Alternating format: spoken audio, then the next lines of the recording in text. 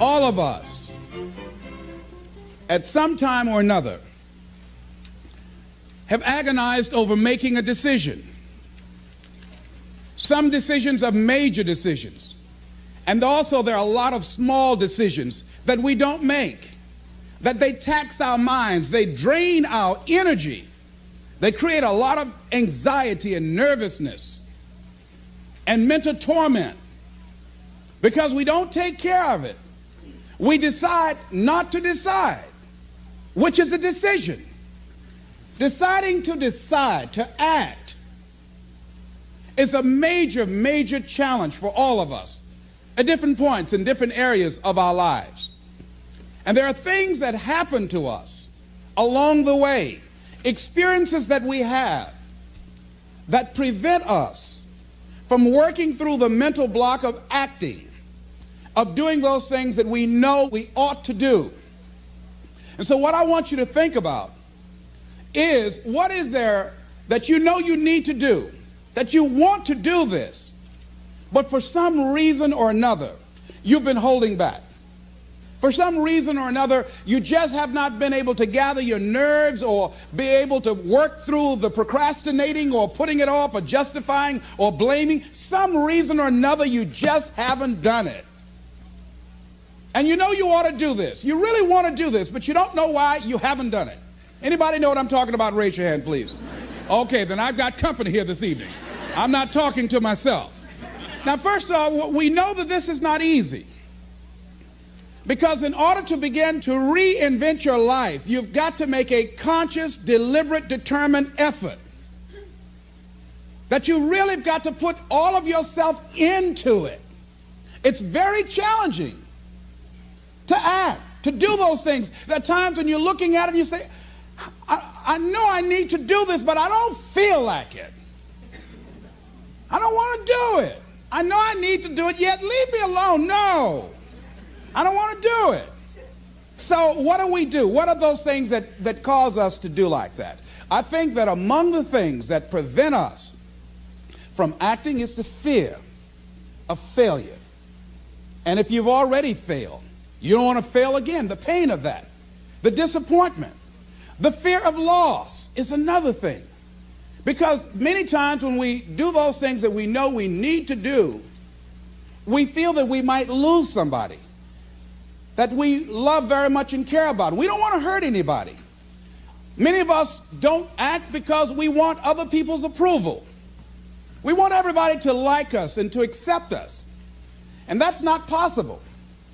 Many of us don't do the things that we want to do and don't act because of lack of self-confidence. We don't believe enough in ourselves. I have a friend who's been working on a job where she's miserable, talented, want to go to another place that she can do what she wants to do and make the kind of money that she would like to make, and had some offers. But because of her fear and her lack of self-confidence of things might not work out, she won't take a chance on herself. So there she is, spending 8 hours a day, 5 days a week, and she's miserable. She hates to go to work. They're not paying her what she's worth. She knows it. But yet and still, she won't do that which she knows she must do, and it's wearing her out. There are a lot of people that their jobs are making them sick because they won't act. You check out the absenteeism and the people that are depressed. You see them coming to work angry. How you doing? I don't know. Just leave me alone.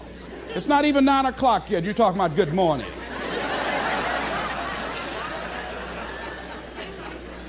There are days you go to work, you want to just keep driving past the job. You don't want to stop because it's not in sync with who you are. But you haven't acted. Have another friend. This guy's brilliant.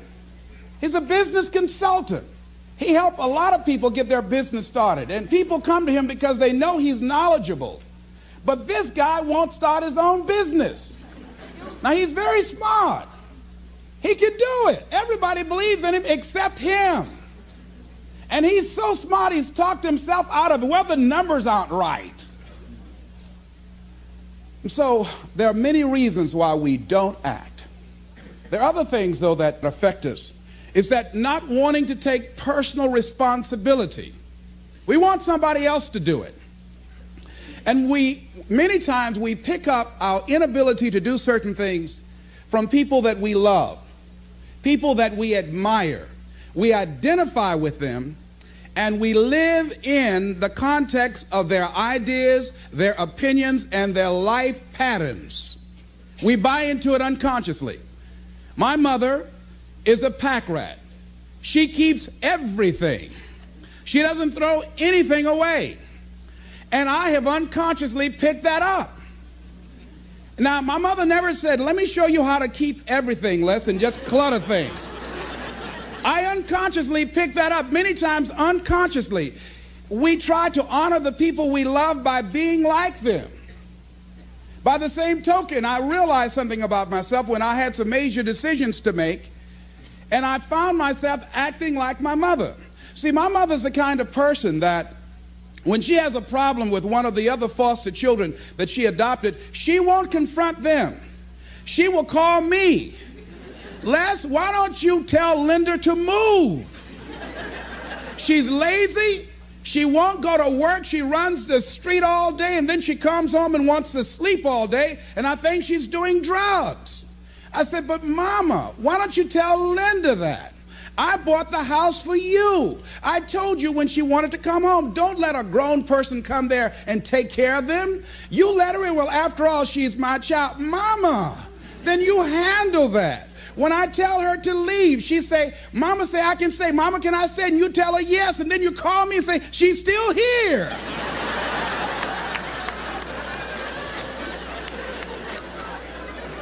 Why worry me with this? So Mama hasn't developed the courage to act on that. Some people won't act until there's a crisis situation. When Linda started stealing from Mama and took her Social Security check to get some drugs, Mama got some courage to say, get out of here and don't ever come back. But she wouldn't do it until then. And see, we don't have to wait until a crisis situation. I have a friend that has been having a challenge with losing weight. Both of us have been dealing with that challenge.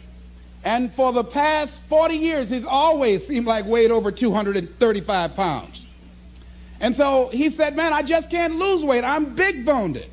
I said, Bud, I've never seen any fat skeletons.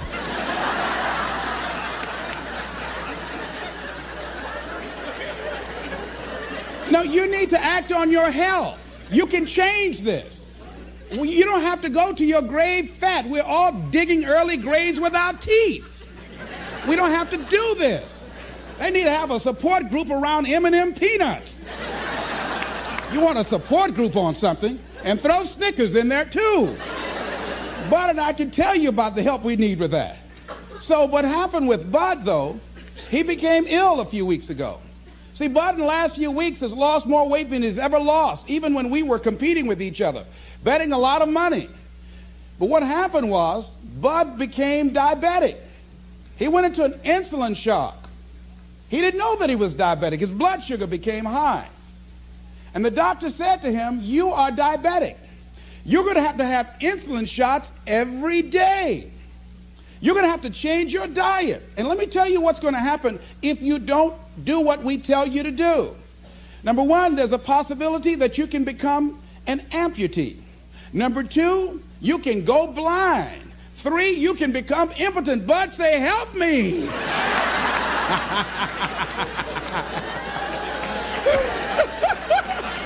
Like those guys with Paul, when Paul broke out of jail, those guys say, tell me what I must do to be saved. Bud wanted to be saved. I said, Bud, you want one of my peanut butter and jelly sandwiches? No. I said, Bud, I can't believe you're eating vegetables, man. You're exercising. He said, that's right, and jogging in place too. Now, he had the ability to do it before, but there's some people, it takes that kind of crisis to bring them into reality in order for them to act in their own best interest. Some people have to hit rock bottom in order to rise. I don't know why. You want to begin to look out on your life and what you want for you. And I think that when we begin to focus in the area of what does it take for us to act, I think we can say events can inspire us to act, like that particular event in his life. Circumstances. A friend of mine, he wanted to do something and he just did not have the motivation and the drive and the confidence within himself. But his circumstances changed overnight through an acquisition of the company that he worked for. He lost his job. Through the inspiration of desperation, he had to act.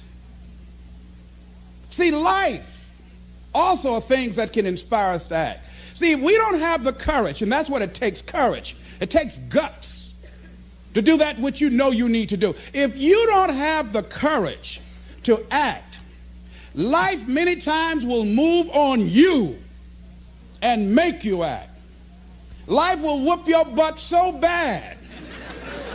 You will be so miserable, you will catch so much hell, you say, yes, I will do it. What do you want me to do? Take me. A friend of mine said, I can't stop smoking. I can't stop smoking. Doctor said, Sam Axelrod, you have emphysema. Sam never picked up another cigarette and said, look at those stupid people smoking. Sam, you did it for 35 years. How can you talk about people? Well, I was different. I'm trying to help them. They don't have to do the same thing I did. But be compassionate, Sam. Isn't it interesting how quickly we forget? So I'm saying that look at something in your life. It might be just writing a letter to somebody to say thank you. It might be just to apologize to somebody. I had a confrontation in the Penobscot building with the security guard there. He responded to me what I perceived as a negative way, and he and I engaged in an argument. I did not like the way I handled that. I avoided going through the front door for a long time because I didn't want to face him. Finally, I decided to act, and I went up to him and said, I want to apologize to you for the way in which I handled this argument we had the other day. I was wrong. I hope you accept my apology. He said, I do. And I said, thank you very much. I felt relieved. Now, when you decide to act, it's not always going to be like that. A friend of mine did some work for me. It was below par, to say the least. I knew that this guy was capable of doing better work. I knew that he also had a fragile ego. So I was trying to think of what is the most sensitive way in which I can share this information with him. Because I wanted him to do my work over. I was going to pay him for what he did. But I needed my work done right. But I was afraid that I would hurt his feelings. I was very, very meticulous in how I approached him. And I said, let me share this with you. You know I care about you. And that you're a very talented and gifted person. And you and I both know that what you have given me is not a true reflection of your talents and abilities. And I'm saying, let's go back in the studio and do this again. And he said to me, I'm going to forget you ever said that.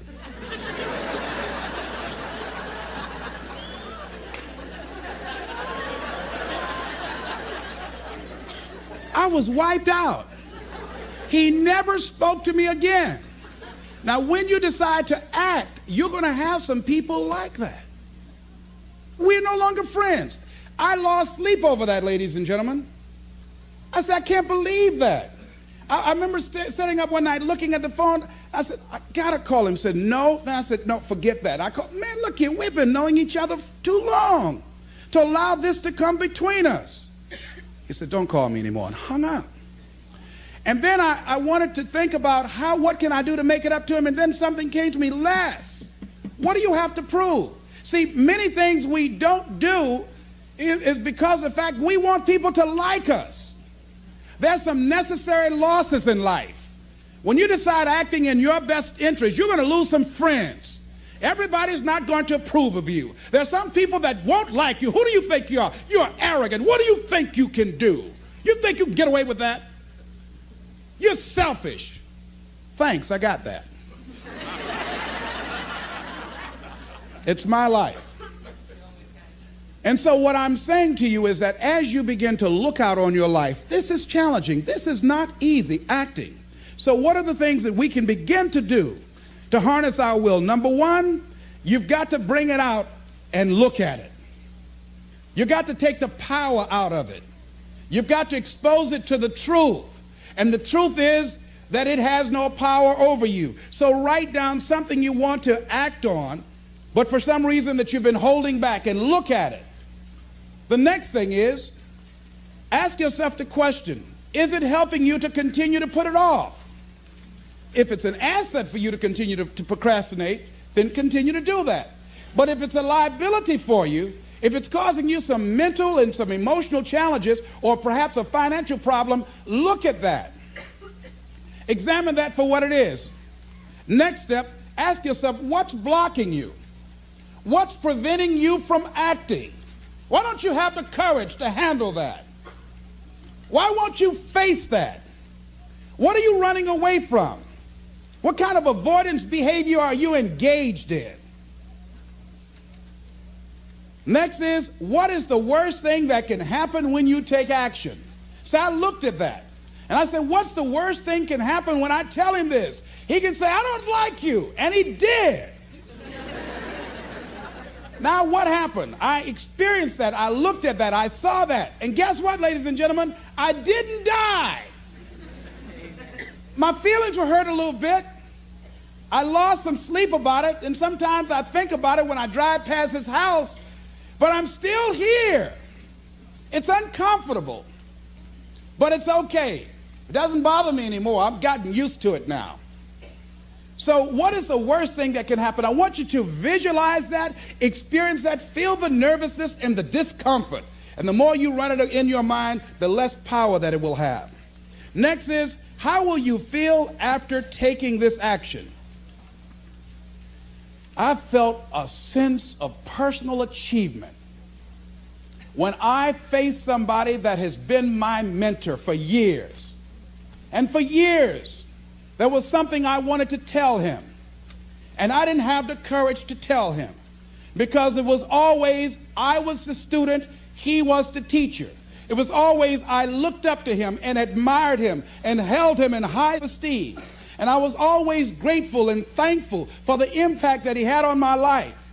And I loved him so much. I didn't have the courage to say to him, please stop drinking so much. You're an alcoholic. You need help. I didn't have the courage because I was afraid that he might not like me. I was afraid that he might be hurt and crushed, that we would no longer be friends. I didn't want to jeopardize what we had. I loved him a great deal, and I didn't know how this would affect our relationship. And I didn't even want him to know that I knew that he was an alcoholic.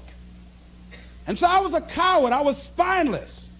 In the name of love, I did it to justify to myself to stop from helping somebody that I loved from dying. I said, I love him so much, I just can't tell him this. I don't even know how he would handle it, to know that I know that he's an alcoholic. And finally, after years, I developed the courage to face my teacher, my mentor who has molded me, who looks at me now and wanted to do what I'm doing now and did not do it, came at a different time, and it wasn't time for what he brought. And he's living through me. And I had to face this man who's been like a father to me and say, I got to tell you something. You've got a problem. I love you very much. Please stop drinking. You're killing yourself. It's not just social. You do it every day. You need help. And whatever I can do to support you in that, I will. But please stop. And he looked at me, and I had no idea how he was going to handle that. And first there was like, I dare you. And we just looked at each other. And then I reached out to embrace him. And we've never, ever embraced men, macho. We never hugged before. I hugged him, and he just stood there with his arms straight. He couldn't raise his arms to hug me back. And he was shocked. And after he got over the initial shock, when he could bring himself to speak, to maintain his composure, because he could never afford to let me, his student, see him vulnerable or admit that I was right. He said, I'll be seeing you.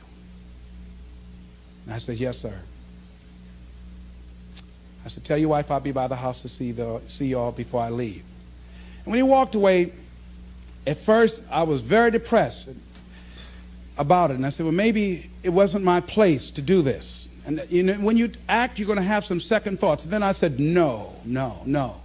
I did what I felt.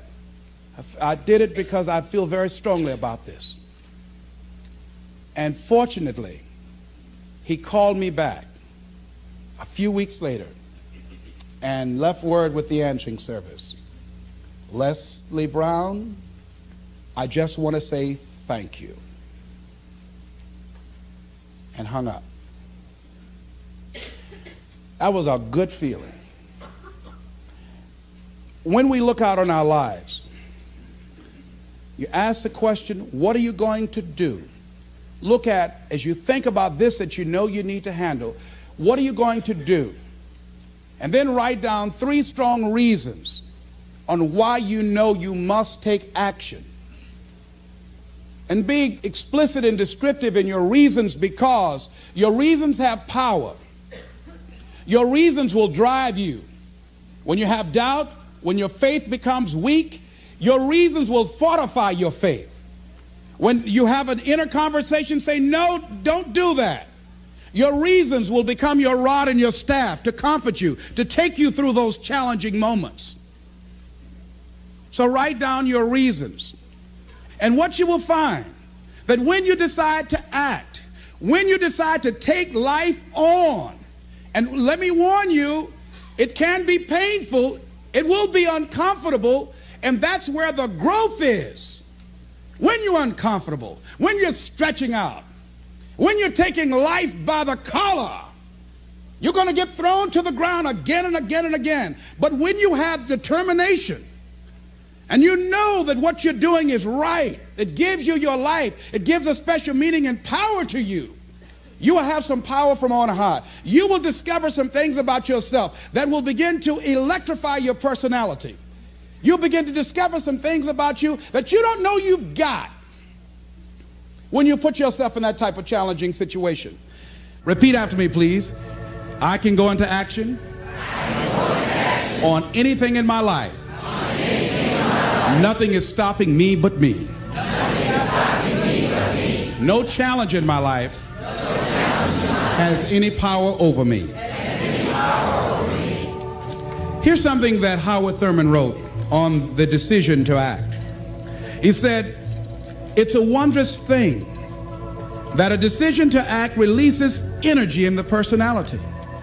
For days on end, a person may drift along without much energy, having no particular sense of direction and having no will to change. Then something happens to alter the pattern. It may be something very simple and inconsequential in itself, but it stabs awake, it alarms, it disturbs.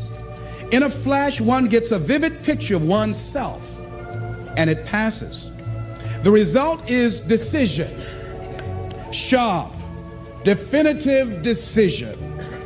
In the wake of the decision, yes, even as a part of the decision itself, energy is released. The act of decision sweeps all before it, and the life of the individual may be changed forever. When you decide to make decisions, to act, you begin to access power within you that will increase your self-esteem, that will increase and enhance your personal power, that puts you in charge of life. And life has a whole new meaning for you. There's a sense of personal freedom. Doesn't mean you're not going to have any struggles. Doesn't mean that you're not going to have any challenges. Doesn't mean that you're not going to suffer any defeats. No, it doesn't mean that. But what it does mean, that you're putting yourself in the position to grow. You're putting yourself in line with your higher calling and your higher self. And that's what life is about.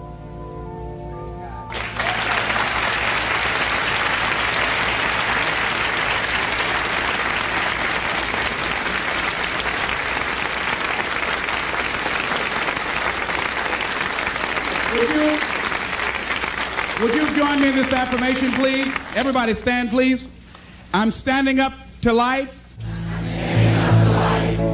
And the challenges in my life. I'm going to use all of me. All of my courage, my faith, determination, and any help and support that I can give anyone to realize their greatness. Together we can. Shake somebody's hand on your right and left and say, you got what it takes.